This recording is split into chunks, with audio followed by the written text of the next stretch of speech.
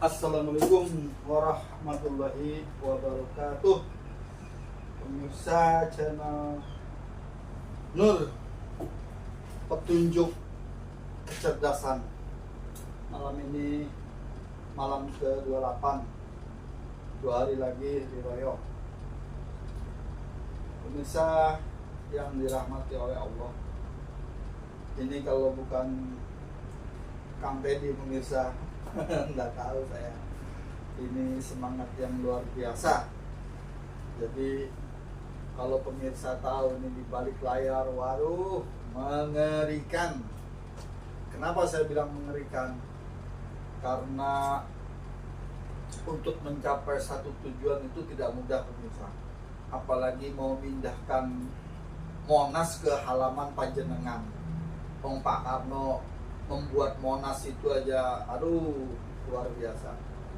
Jadi ayo kita bikin legacy dalam diri kita masing-masing agar kita kembali kelak ke alam kelanggengan dengan mulus. Itu pemirsa. Kalau bukan karena itu pemirsa, nggak ada channel ini. Monggo Kang Teddy. Oke, terima kasih.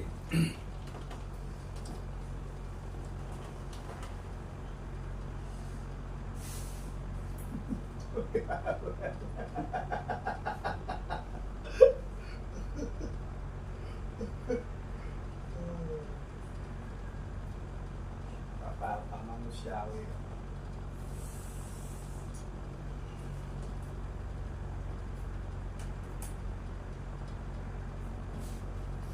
Terima kasih. A'udzubillahi minasyaitonirrajim. Bismillahirrahmanirrahim. Assalamualaikum warahmatullahi wabarakatuh. A'udzubillahi minasyaitonirrajim. Bismillahirrahmanirrahim. Asyhadu an la ilaha illallah wa asyhadu anna Muhammadar Rasulullah. Allahumma sholli ala sayyidina Muhammad wa ala ali sayyidina Muhammad. Allahu ta'ala fil Qur'anil Karim bil qa'il kitabil karim walhamdulillahi rabbil alamin. A'udzu billahi minasyaitonir rajim. Bismillahirrahmanirrahim. Laqad ja'akum rasulun min anfusikum azizun 'alaihi ma 'anittum harisun 'alaikum bil mu'minin. Fa in tawallaw faqul hasbiyallahu la ilaha illa huwa wa rabbul arsyil azim. Raditu billahi rabban wa bil islam dinan wa bi Muhammadin nabiyyan wa rasulan. Rabbi zidni ilma warzuqni fahman waj'alni min ibadika syukuran. Rabbi shrahli sadri wa yassir li amri wahlul 'uqdatam min lisani yafqahu qawli. Subhanaka la ilma lana illa ma 'allamtana innaka antal alimul hakim. Terima kasih untuk malam yang ke-28 ini kita masih bisa melakukan dan melakukan podcast pada seluruh desa, dan kita masih diberikan kesehatan, kita masih diberikan berkecukupan serta keberkahan.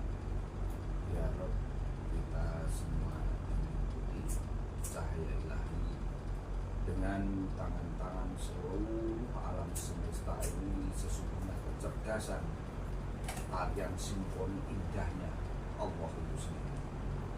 Makanya dengan kolaborasi kita membentuk sebuah ekosistem dengan alam semesta, lingkungan, dengan keberadaan kita ini harus selalu berkesadaran penuh bahwa kita termasuk bagian dari kecantikan alam semesta itu sendiri.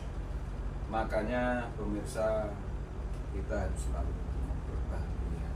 Yang pertama itu, yang kedua harus selalu mengingat persaksian kita diciptakannya kita sebagai jasmani rohani yang berjiwa untuk melakukan kekhalifahan yang di situ ada imitasi, sehingga nanti kita bersama bisa mencapai puncak kehidupan itu dengan innalillahi wa inna ilaihi raji'un, untuk mewujudkan qul huwallahu ahad Allahus samad lam yalid wa lam yulad wa lam yakul lahu kufuwan ahad, dan pada akhirnya kita nanti bisa mewujudkan kalimat thayyibah atau amalan sholihan dengan lafaz yang biasa kita ucapkan adalah la ilaha illallah.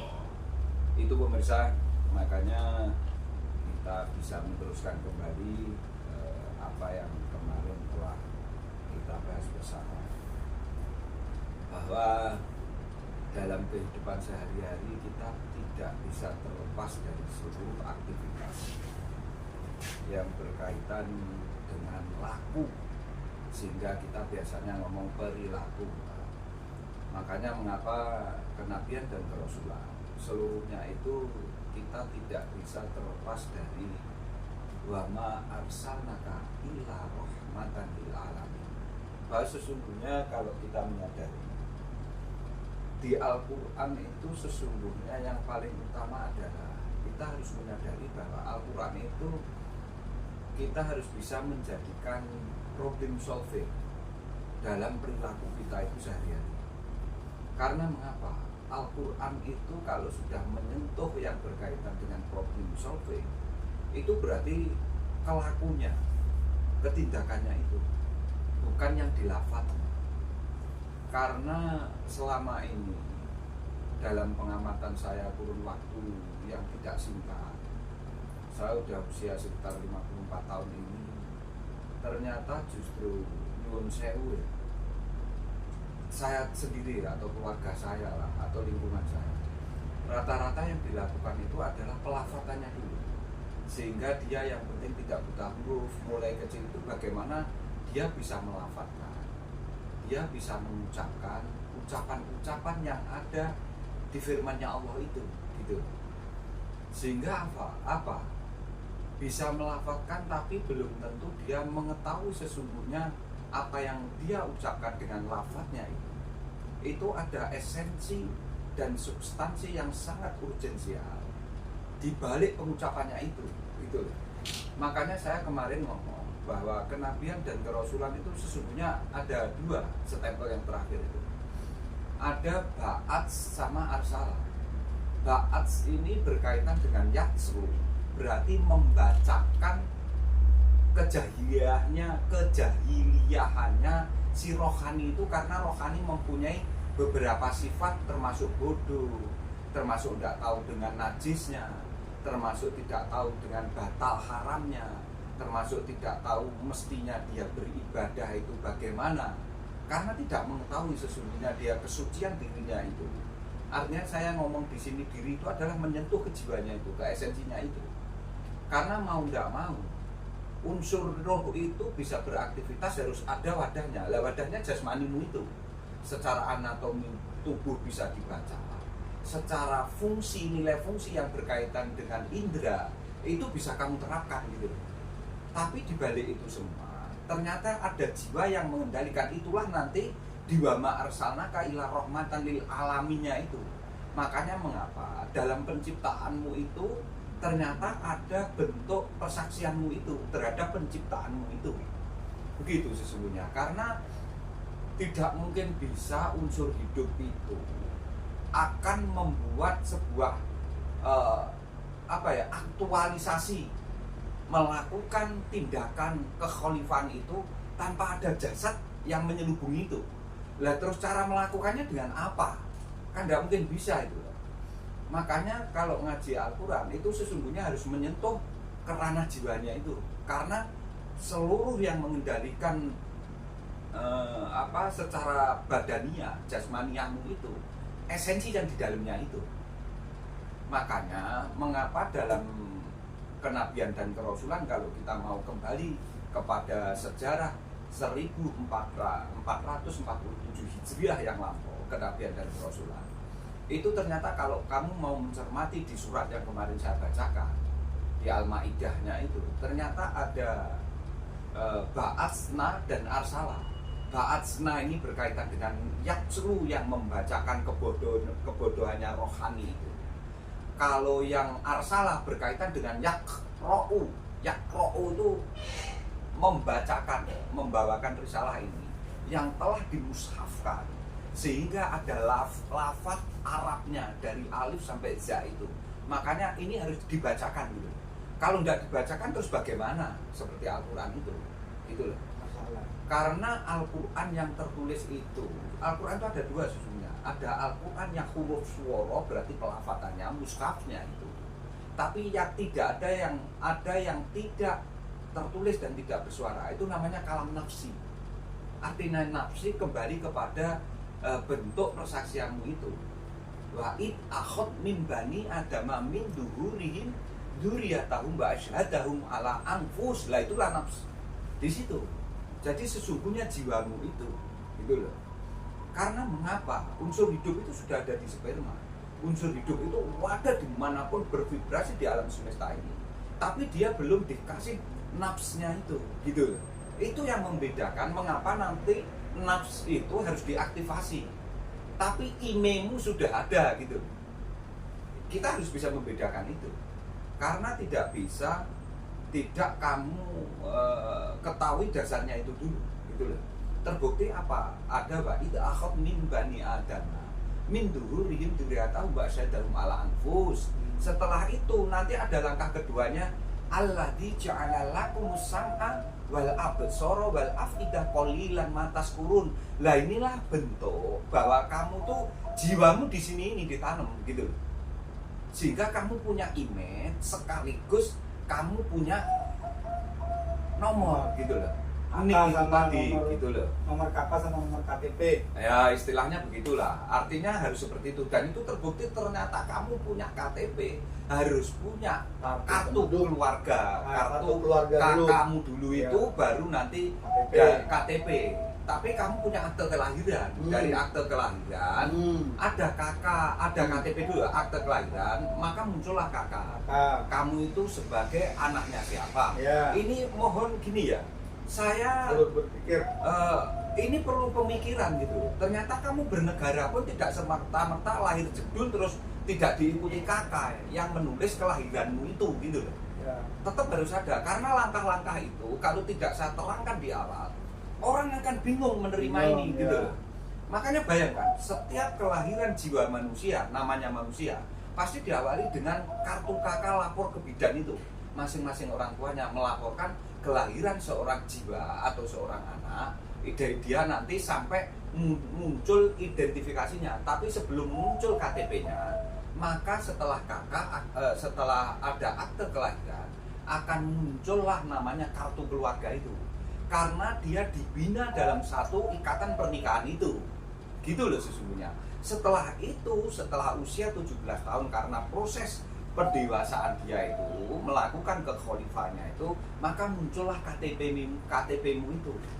Lah, ada di KK. tapi kamu sudah ada akte kelahiran, sudah ada KK, sehingga muncullah KTP-mu. Ya. Yang identiti itu nanti kamu pakai secara administrasi kenegaraan. Betul. Dalam hal apapun.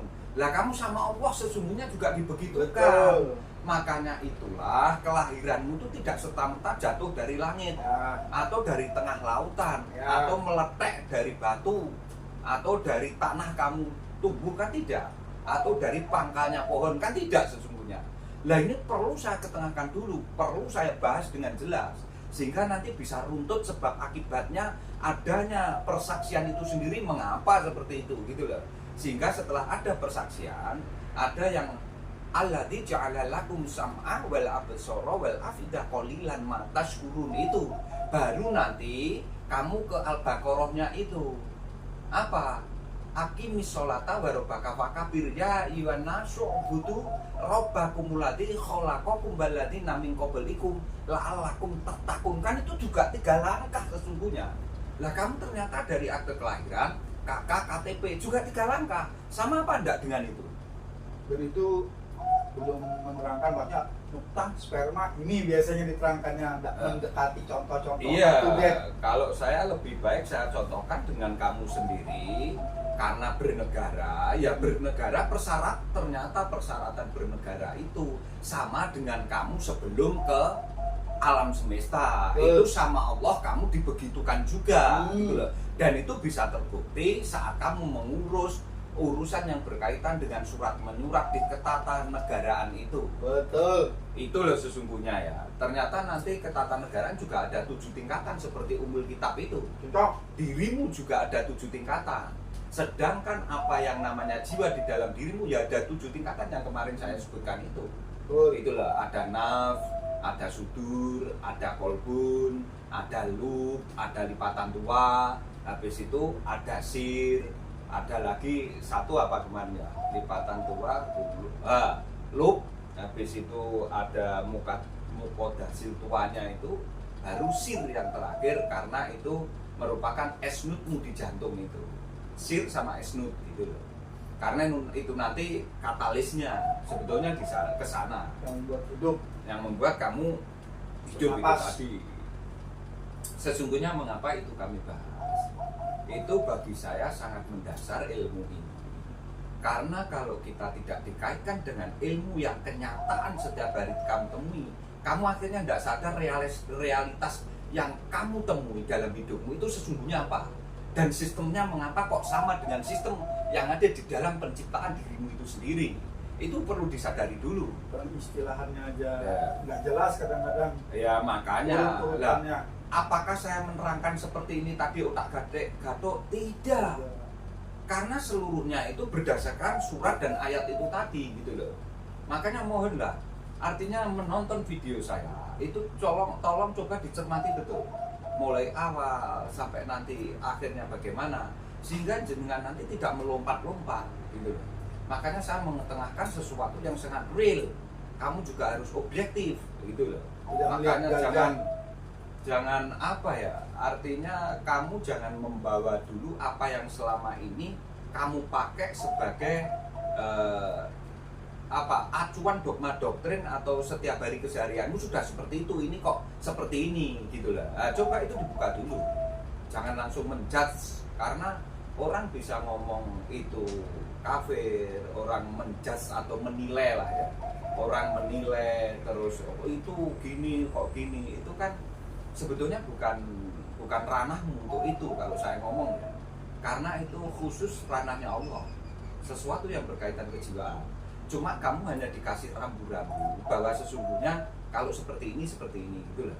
Makanya yang berkaitan dengan ba'at, ratsu, itu sebetulnya ilmu yang berkaitan dengan kejiwaan, karakter jiwa yang ada di diri manusia itu masing-masing. Kalau kamu tidak mempunyai ilmu sifat di situ, maka kamu akan tertipu dengan kemasan atau packaging luarnya itu, sehingga tubuhmu itu menipu, sehingga orang mudah tertipu karena mengapa? Melihat packagingnya, tapi tidak lebih ke dalamnya itu. Makanya sesuatu itu selalu ada material, ada immaterialnya itu loh. Makanya selalu saya ketengahkan seperti itu. Nah, kita tarik contoh kasus beginilah ya. Jenengan persani kehidupan orang-orang yang ternyata nuwun sewu lah. Kita fair, saya tidak menjelekkan atau gimana ya. Kita mengcompare aja. Jenengan persani kehidupan naturalis yang di luar dari kita. Bayangkan, Kufat itu rata-rata tidak ada. Masjid bahkan di sana itu jarang. Finlandia contoh langsung. Finlandia, Denmark, bayangkan itu. Kufatnya tidak ada. Nyun sewu saya kok terus ini menjelekkan? Enggak. Artinya untuk mengcompare aja lah. Orang sana itu justru tidak ngerti Al-Quran sampai hafal, tidak ada. Bayangkan, masjid di sana tidak banyak.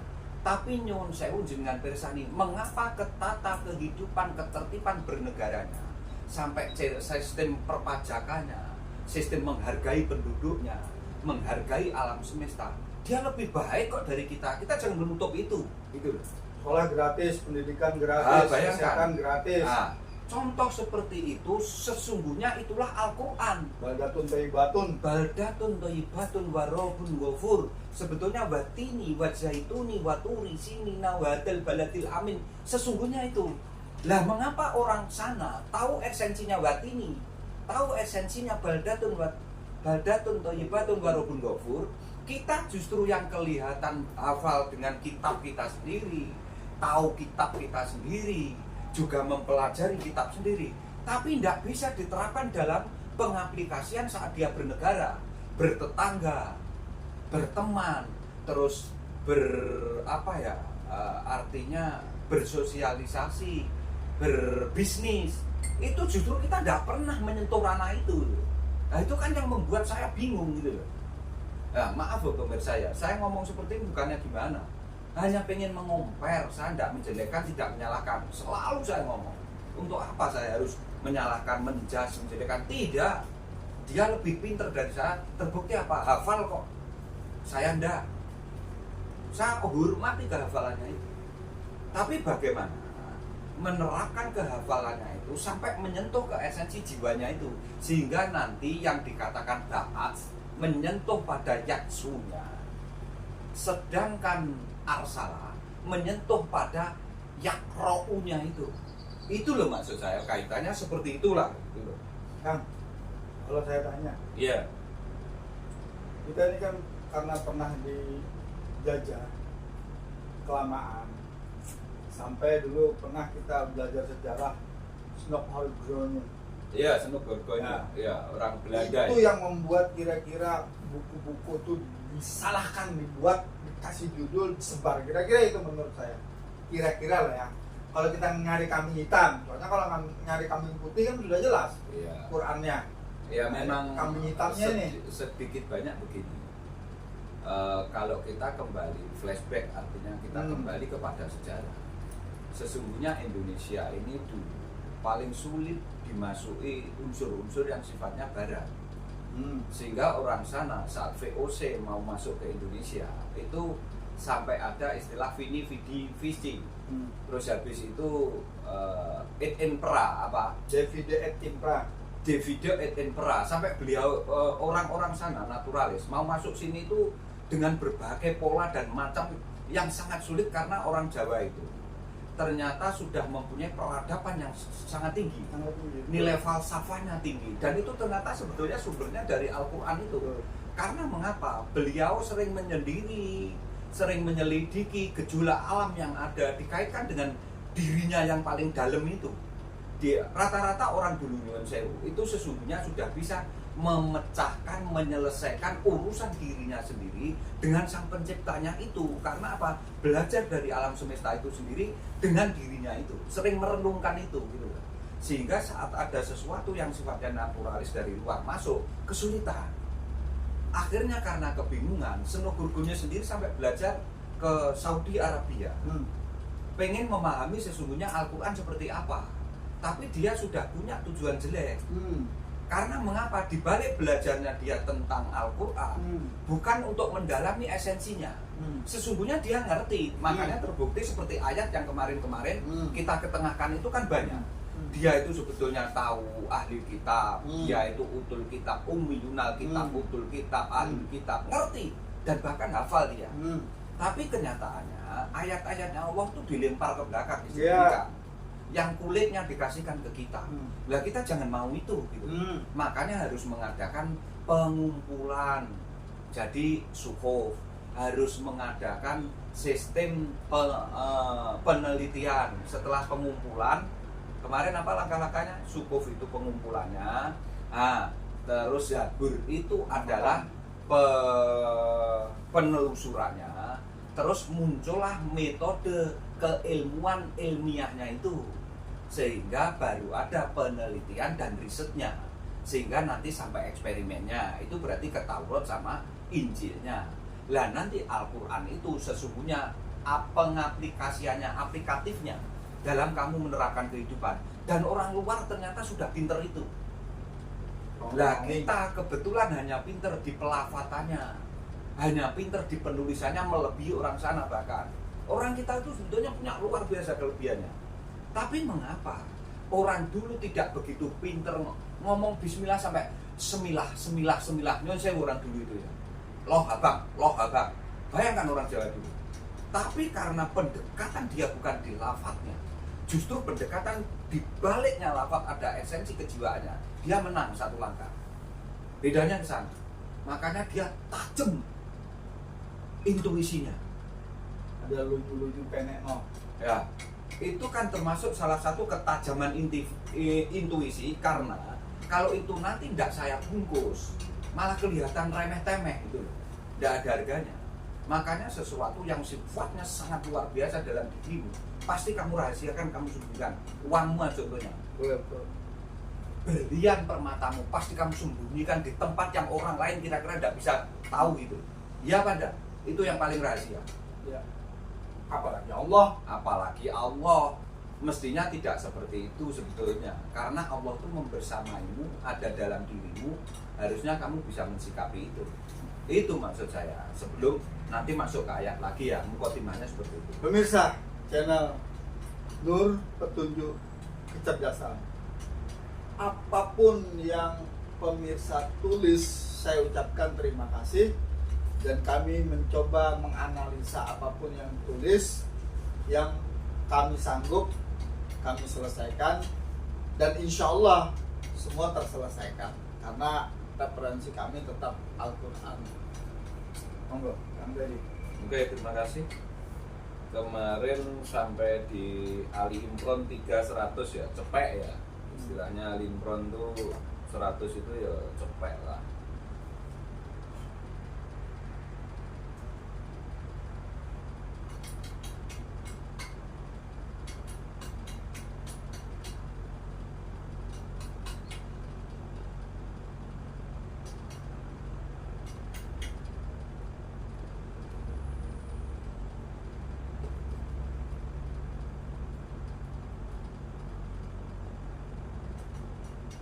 Imam 100.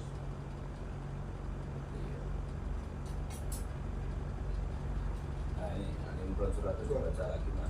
A'udzubillahiminasyaitonirrajim. Bismillahirrahmanirrahim. Bacanya satu-satu per ayat-ayat. Jadi ya ayyuhalladzina amanu. Itu aja dah apa? Malah enak. Ya ayyuhalladzina amanu in tuti'u fariqam minal ladzina utul kitaba yaruddukum ba'da imanikum kafirin. Artinya, wahai orang-orang yang beriman, jika kamu mengikuti sebahagian dari orang yang diberi kitab, niscaya mereka akan mengembalikan kamu menjadi orang kafir setelah beriman. Oke. Jadi ya ayyuhalladzina amanu, hai orang-orang yang beriman, sesungguhnya kamu sebetulnya sudah disebut beriman gitu loh. Sedangkan ya ayyuhalladzina amanu, hai orang-orang yang beriman, itu ti'u itu menunjukkan bahwa kamu apabila mengikuti tuti'u, ati Allah wa ati Rasul, itu aja lah dasarnya. Ati Allah, kamu mengikuti Allah berarti harus mengikuti Rasulnya gitu loh, maksudnya Allah di situ. Cocok nggak dengan ini kalau saya ngomong gitu? Gitu loh. In tuti'u fariqom minal ladzina utul kitab, jika kamu mengikuti segolongan dari orang yang diberi kitab.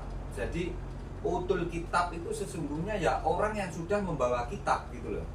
Karena sebelumnya kan sudah diturunkan kitab, Al-Quran mau datang. Ini kan bahas Al-Quran, tapi kembali kepada orang yang sebelum Al-Quran ini didatangkan tuh orang-orang itu sudah punya konsep gitu loh. Jadi sebelum kamu itu didatangi Quran untuk penyucian dirimu itu, kamu punya konsep gitu aja lah. Injil, Aslinya Taurat, dan Zabur, dan itu. Yakub. Niscaya mereka akan mengembalikan kamu menjadi orang-orang kafir setelah beriman dari penyebutan awal yang ya ayyuhalladzina amanu itu tadi. Penyebutan awalnya kan Allah ya ayyuhalladzina amanu. Kamu tuh sudah beriman loh ya, hati-hati. Kalau kamu nanti sudah beriman itu ternyata ada ahli kitab yang menyampaikan kitabnya yang dibawa dia konsepnya itu kepada kamu. Ya jangan kamu kembali tidak beriman. Maksudnya itu gitu loh. Ya. Jadi kamu sebetulnya kamu tuh sudah beriman. Gitu loh. Kalau didatangi oleh ahli kitab yang menyuguhkan konsepnya dia, kamu jangan ikut ke konsep itu, tapi kembali kepada keimananmu terhadap kitab Al-Qur'anmu itu. Karena mengapa? Gini contohnya. Dirimu itu sesungguhnya sudah jadi ini. Ya. Tapi kamu sesungguhnya saat jadi di sini kan syahidina kan. Saat syahidina kamu beriman enggak katanya? Otomatis. Nah, berarti kamu sudah syahidina dengan syahadatmu itu, persaksianmu dengan Allah. Ternyata setelah di sini kamu dikei warna-warna yang pembatasan, yang identity, mau macam-macam lingkunganmu membentuk seperti itu, sekolah kebetulan dibentuk seperti itu. Lah maksudnya Allah gini, mikir oleh yo, awakmu duwe syahadat, persaksianmu wis ana. Lah itu sesungguhnya Allah ngomong ini. Lah ini awakmu iman ndak aku jerene nggih jenengan Gusti kula. Lah basa wis kupingmu iso ngrungokne. Wis urip nang gelare jagat lengkap tak kei jasmani rohani jiwa. Lah kok lali karo persaksianmu? Istilahnya Jawanya gitulah. Ya. Ini co-hostnya ngantuk, saya serius gini. Enggak. Oh, Enggak paham gitu, ya. artinya yang sampaikan. Ya tadi. coba. Langsung ya. Hmm. Kamu tuh udah kerja di tempat saya terima bekerja semua. Iya. Kok kamu nggak pernah masuk, bolos, malah keluyuran ke sana kemari, Iya. nggak masuk. Lah neng ngono nggak tak gaji awakmu. Nah, Kata opo? artinya begini, makanya saya selalu ngomong, ingat kepada musyahadatmu, karena musyahadatmu itu sesungguhnya bibit iman. Wis tak kei iman lho nih ya. Engko nek we urip lahir kok rahime wong tuamu di alam semesta, kamu jangan terpokok dengan pembatasan dan identitasmu. Apalagi kamu nanti di sana dididik tidak seperti saat kamu di bayi itu. Ingatlah itu. Maksudnya ayat ini larinya ke sana. I know, paham saya. Itu karena ini termasuk ayat yang tidak sulit. Ya. Saya kalau Sulit ada yang ayat kemarin. sulit ada, kita sulit lah. Kalau ini ayatnya langsung ya yang ditulis itu maksudnya juga jelas itu. Iya, tapi kalau orang nggak pernah ngaji nyuwun sewu Mas, mengaitkan ini dengan persaksiannya itu nggak tahu. Ya. Maksudnya beriman sing piye? Ya. Lah pada ingat kamu bersaksi nggih jenengan Tuhan kula itu kan keimanan Oh ya. gitu. Jadi kalau anak kelas 1 SD itu belum bisa membaca, baru dikenakan huruf. Ya. Nah, kalau saya kan udah kelas 6. Ya. Jadi udah bisa membaca, udah agak lancar, berhitung juga udah lumayan. Ya. Tapi masih SD. Ya. Jadi pemirsa nyuwun sewu, Mas Kaji juga sebagai co-host dan saya itu sesungguhnya yo ngeluh lah pemirsa. Artinya gini, harus mengetengahkan Al-Quran dengan penerapan di sini. Terus Al-Quran harus kamu posisikan ke tubuhmu sendiri. Lah kalau ini nanti nggak ada korelasi yang kuat, ketepatan kita meneliti itu kan mbok gusu ngono lah. Itu Pemirsa, channel Nur Petunjuk Kecerdasan. Seperti dari awal nih, channel ini selalu mengajarkan Nur Petunjuk Kecerdasan. Maka secara logika nih, kalau kita nyebut Nur Petunjuk Kecerdasan, Nur dulu datang, baru nanti petunjuk, baru nanti kecerdasan. Tapi dalam praktek di lapangan tidak begitu. Begitu kita melihat sesuatu, kita pikir dulu. Setelah kita ngerti, oh ngono karepe, nah itu petunjuk. Setelah dibuktikan, oh begini, itu baru Nur. ya. Nah gitu loh. Tapi kalau kita lihat dari kata-katanya, Nur, petunjuk, kecerdasan, langsung kita artikan nur ini petunjuk ini kecerdasan itu begini, salah. Ya benar. Karena realitas itu nggak begitu. Ya karena seperti gini, idemu akan kamu tuangkan ke langkahmu itu kan ada beberapa proses. Makanya ini adalah lauhil mahfud. Sumbernya idemu sesungguhnya ini. Tapi ingatlah bahwa sebelum kamu menelurkan idemu, kolbunmu yang sir itu sudah punya iman, sudah membawa MOU ketuhanan, ngene sepenake. Kamu tuh membawa MOU ketuhanan, tapi sama Allah kamu dikasih akal pikiran yang bisa mengolah apapun yang kamu lihat itu. Kamulah masuk ke dalam dirimu sehingga menjadi ide-ide. Nah itu kan namanya pengumpulan ide. Habis itu penelusuran dari idemu itu bagaimana? Habis itu kan kamu sintesa ide itu di dalam pemikiranmu, disintesa, diobserve, gimana ya sebetulnya? Sehingga setelah itu nanti kan baru muncul metode ilmiah, metode keilmuannya itu tuh. Dari mensintesa idemu, dari penelusuran idemu, dari pengumpulan penelusuran, kan baru muncul metode ilmiah keilmuannya itu sesungguhnya. Setelah muncul itu, itulah di Taurat. Kamu mengadakan riset, penelitian, akhirnya bereksperimen dengan idemu itu. Itulah namanya nanti Injil. Itulah. Setelah mengadakan eksperimen, lah biar kamu selamat, kan harus dibimbing dengan namanya Nur Muhammad itu. Itulah Al-Quran menjadi sebuah pelaku yang benar-benar ngamalan solihan akhirnya gitu loh. Teman-teman udah menjelaskan itu baru apa? Apa? Itu metodologi mengikuti syarat S3. Iya. Bukan S1, S1 nggak mampu gitu. S2 juga kadang-kadang ya kenal tapi belum seperti penjelasan. Penjelasan itu syarat mengikuti S3. Lah makanya, apakah saya menjelaskan ini mengada-ada, teman? Itu biasa. Langkahnya luar biasa loh itu kalau kamu mau tahu. Dari pengumpulan, penelusuran baru muncul disintesa, diobservasi di dalam otak, baru muncul metodologi keilmuannya itu. Namanya metodologi ilmiah. Itu loh. Sehingga nanti baru kamu telurkan dengan apa? Oh tak teliti nih setelah itu. Karena akan mewujudkan sebuah ilmu itu menjadi penerapan. Lah itu nanti ada konsekuensi logis secara empiris. Gitu loh, terhadap apa laku itu. Itu sesungguhnya. Lah ngomong seperti ini terus kalau kita nggak menggunakan akal gimana? Nggak sanggup. Itu loh, makanya kejahilian itu bisa sembuh kalau kamu baca 30 juz. Saya dapat ini terus terang bukan dari perkuliahan. Itu loh. Ya karena wah, Al-Qur'an gede. Kok maaf ngapunten ya. Artinya gini, luar biasa. Saya sendiri sampai heran. Dia itu teman kuliah saya, bahkan dia kumlot lah ya. Dia pinter bener, saya ngerti lah. Ilmu apapun pinter dia itu. Tapi ketemu saya 25 tahun setelah ini, terkejut dia. Lah kamu kok bisa ngomong seperti ini? Ya itu karena saya Quran. Mulai dulu itu saya udah ngomong, ini Quran. Langkah-langkahnya seperti itu. Sehingga aku menemukan langkah-langkah itu, akhirnya tak catat gitu. Oh iya, ternyata memang harus ada langkah seperti ini, langkah seperti ini. Karena tidak bisa lah, idemu itu akan kamu tuangkan ke langkah kalau tidak melalui proses kesukufan, Zabur, Taurat, Injil itu tidak bisa. Nanti menjadi nur kebenaran itu apabila kamu sudah pakai Al-Quran itu. Sadari itu dulu coba. Apa yang saya omongkan apalagi berkaitan dengan 3 cepek itu tadi. Ali Imran ayat 100 tadi. Ayo, sangat korelasi tidak ini? Mirsa channel Nur Petunjuk Kecerdasan. Saya tidak melebih-lebihkan lah. Melebih-lebihkan.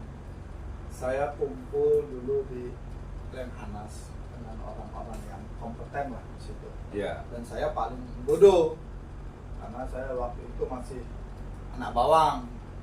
Jadi saya ngeliat orang-orang tuh, waduh, ngeri lah. Tapi ya Pak, masih zamannya Pak Harto ya itu. Iya, otomatis Pak, saya dengan orang-orang itu. Jadi sama Pak Wahono waktu itu.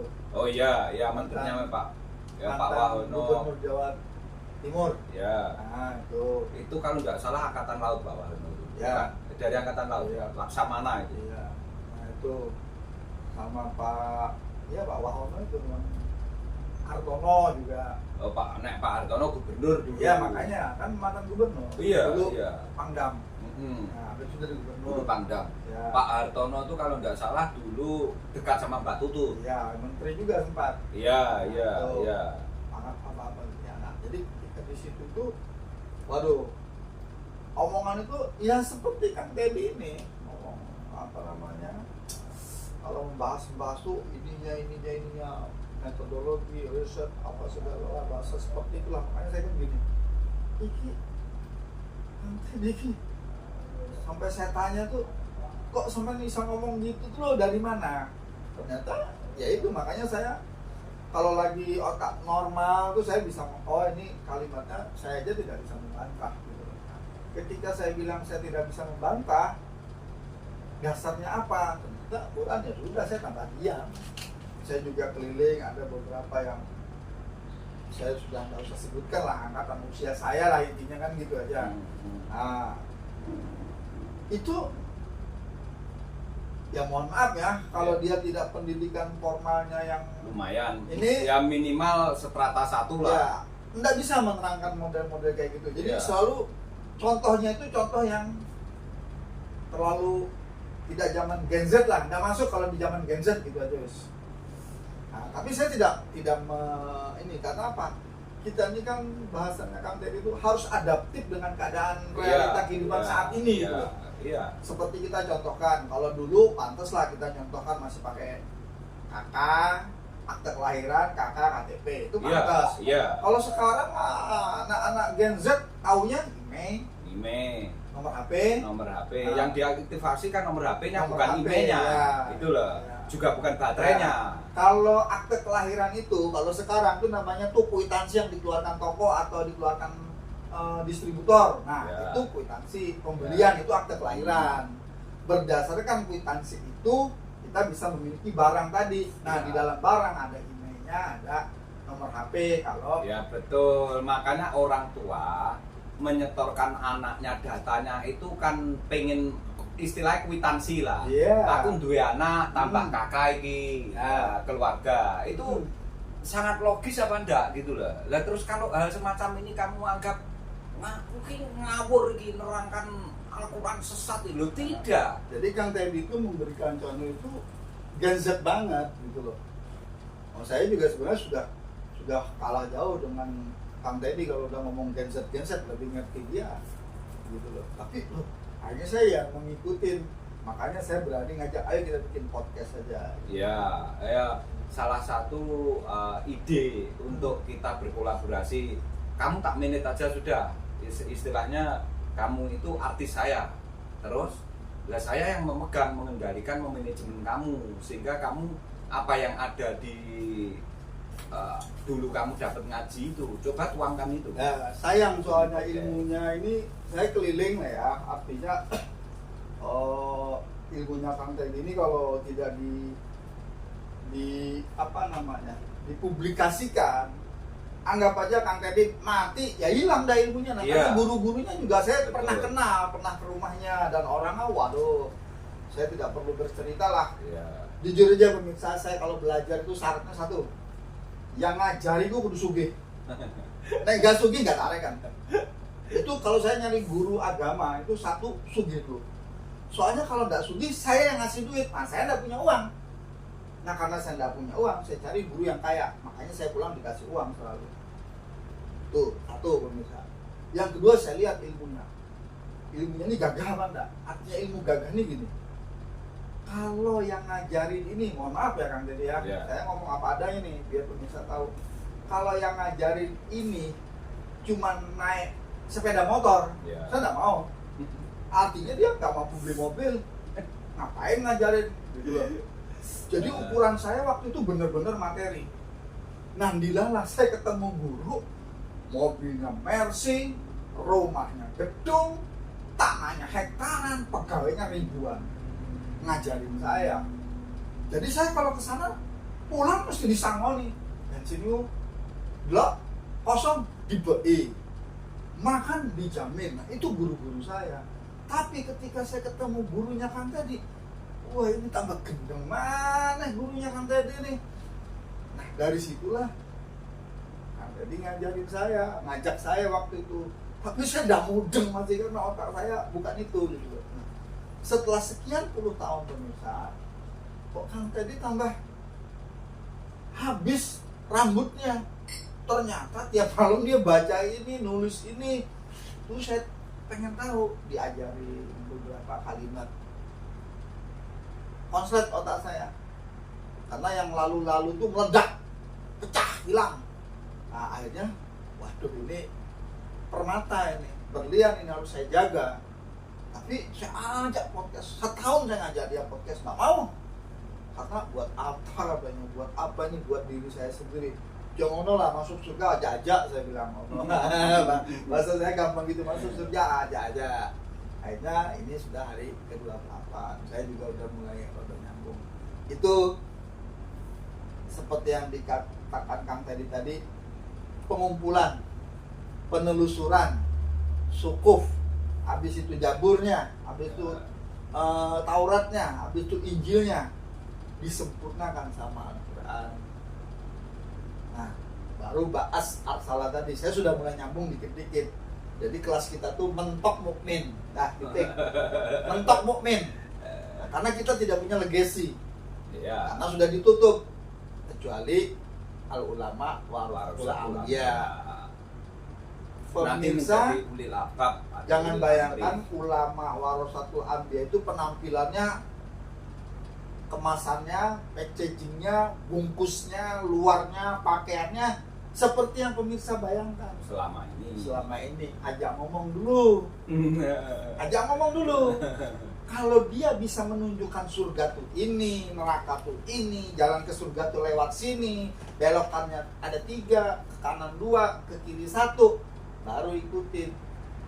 Kalau saya masuk surga, moga-moga masuk surga, pret, wallahu alam bisawab. pret. Apalagi menerjemahkan apa yang ada di Al-Quran tertulis secara lafaz. Itu sepinter apapun kalau beliau masih wallahu alam bisawab, ini yang tahu hanya Allah. Ya maaf, bukan itu bahasanya. Gak usah ada Quran. Ya gitu loh maksud saya. Lah Al-Quran ini diturunkan untuk kamu sebagai petunjuk loh. Lah akan menjadi petunjuk bagaimana pengawalan penyebutan di Al-Quran sendiri tidak bisa diterjemahkan terus baru meloncat yang kedua, gimana logikanya? Pemirsa, Nur, petunjuk cerdasan. Logikanya Seperti pastinya matahari terbit dari sebelah timur dan tenggelam di sebelah barat. betul. Ojo ngimpi matahari terbit dari sebelah barat. Iya. Selama kita hidup. Iya. Itu aja. Jadi Quran itu menunjukkan kepastian surga itu jalannya ini, neraka jalannya itu. Kamu mau lihat mana? Silahkan. Iya. Makanya saya gini lah ya. Kamu membaca sesuatu atau mengamati sesuatu, ternyata di kalimat pertama itu kamu sudah nggak ngerti, terus tahu-tahu kamu suruh melanjutkan di kalimat berikutnya, gimana kamu akan paham? Padahal biasanya pijakan awalnya itu kan segini aja lah logikanya. Jenengan mau arep rene Mas ya, melangkah kolawangi awalan pertama kan ngerti sih Mas. Iyalah. Lah tahu-tahu apa nyolot nang ngarepe pintu tak tanya. Oke. Berat. Proses. Nah. Langkah demi langkah. Lah Al-Quran alif lam mim. Kalau artinya wallahu a'lam bishawab, hanya Allah yang mengetahui ya nggak usah turun. Lah terus gimana? Nggak usah diturunkan. Tahu-tahu kamu ngertinya sudah yang alif lam mim dzalikal kitab la raiba fi. Kamu tidak akan ragu dengan penurunan kitab yang telah saya turunkan ini. Ya yang tidak kamu lakukan apanya, wong yang di awal kamu tidak bisa baca. Lores nih tuh. Itu yang bertahun-tahun kegelisahan saya kan. Nah, Jujur saja setiap baca Yasin, huruf Ya dan Yasin, alif lam mim ro, alif lam mim shad, ha mim ain sin qaf. Selalu digitu-gitu kok. Ini gini. Ini nanti tak jelaskan kalau sudah di ilmun kitabnya itu. Karena ini masih diutul kitab gitu loh pemirsa. Itu kegelisahan Nanti saya. akan saya ketengahkan bahwa sesungguhnya itu semua ada. Dan itu mungkin hanya ada 26 penyebutan kalau salah ya. Iya, 26 penyebutan. Nanti buktikan aja ya. Buka seluruh Al-Qur'an yang ada alif lam mim, alif terus alif lam ro. Al-Qalam itu alif apa yang mim ro. yang di Al-Qalam loh. Iya. al kolam alamal yang pokoknya jenengan persani ya, jenengan itu. Ya. Kalau ndak salah ada 26 itu Itu nanti. kan ya. kalau Nanti pakai bahasanya, besok ya lah. kalau bahasa kita, Allah bersumpah dengan huruf-hurufnya itu. Iya, keseluruhannya nanti Nah. untuk menerangkan kelanjutannya itu. Bahwa gini bahasa gampangnya, kalau Pak Prabowo melantik menterinya, itu ada yang di atas kepala yang dilantik. Iya. Nah, ini Tuhan itu, ininya itu huruf-hurufnya itu. Iya, iya. Itu loh pemirsa. Artinya gini aja lah. Jenengan ki maca Pancasila. Ya. Tahu-tahu tidak satu ketuhanan yang Maha Esa, langsung duanya aja. Pancasila, kemanusiaan yang adil dan Salah. beradab. Yang pertama enggak kamu sebut. Bilang apa? Ini hanya Allah yang tahu, gitu kira-kira gimana? Wes, iki penak-penakan ya. Saya mengetengahkan itu aja lah. Apapun bentuknya, kamu mulai belajar pertama, loncati pembacaan itu. Enggak, ini Pancasila. 2. Kemanusiaan yang adil. Loh, satunya apa? Itu hanya presiden aja yang tahu, sama Ya. kepala dinas. Taruhlah gitu. Nah, itu kan ayat yang disembunyikan namanya. Makanya Sama orang yang tahu. iyalah. Makanya nyun sewu ya, saya tidak menyalahkan caramu beragama. Tidak. Tapi saya mengetengahkan, monggo ini dibahas secara fair dengan metodologi keilmuan yang ilmiah benar. Sehingga nanti kamu bisa menemukan yang namanya sesuatu itu menjadi Komprehensif, komprehensif, menyeluruh itu loh maksud saya. kufu. UFO kalau di bahasa Ahad kembali ke Ahad, ya, Al-Ikhlas. itulah. Tuh pemirsa, channel Nur petunjuk kecerdasan. No debat, no hasas. Ikutin saja Al-Quran itu. Ya. Lanjutkan sesi berikutnya ngomong-ngomong. 50